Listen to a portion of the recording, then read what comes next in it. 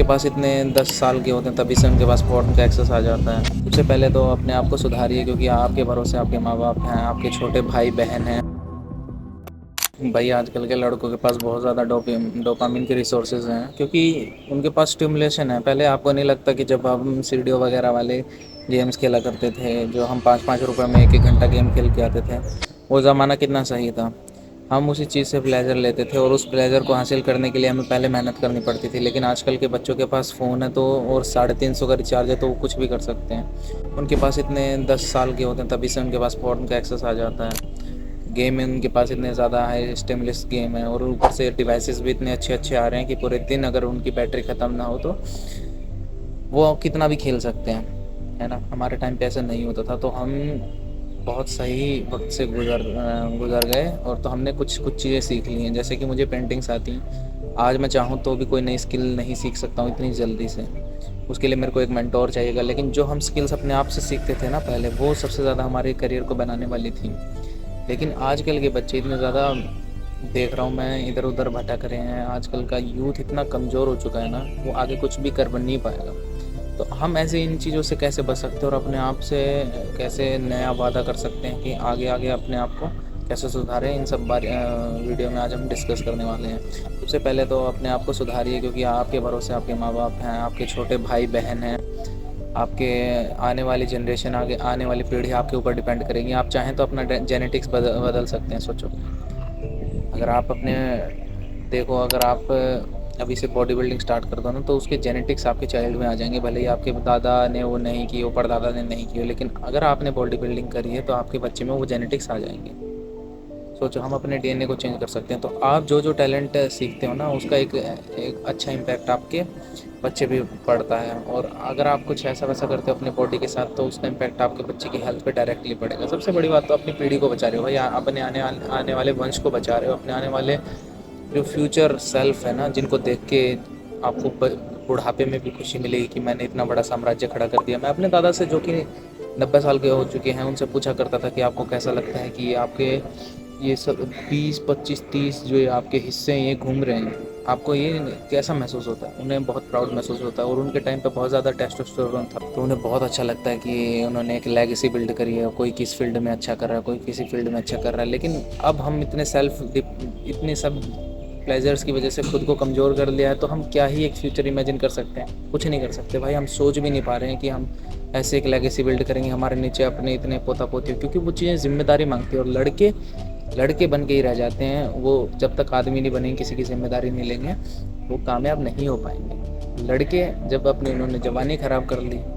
मैंने भी बहुत सारी चीज़ें करी हैं जो कि गलत थी, अपने दोस्तों को करके देखा, तो आज देख रहा हूँ तो भाई कोई डीजे पे काम कर रहा है, कोई बहुत गलत गलत दिशा में चले गए, सभी चले गए।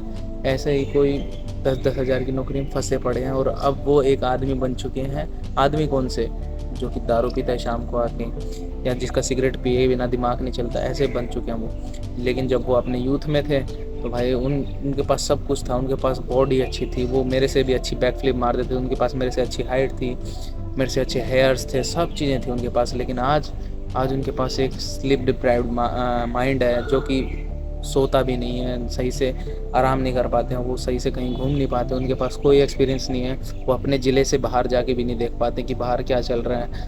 उनके पास रिसोर्सेज की कमी हो चुकी है, हालांकि उन्होंने जो भी जवानी में अपना करना था वो करके अपनी ज़िंदगी ख़राब कर चुके हैं।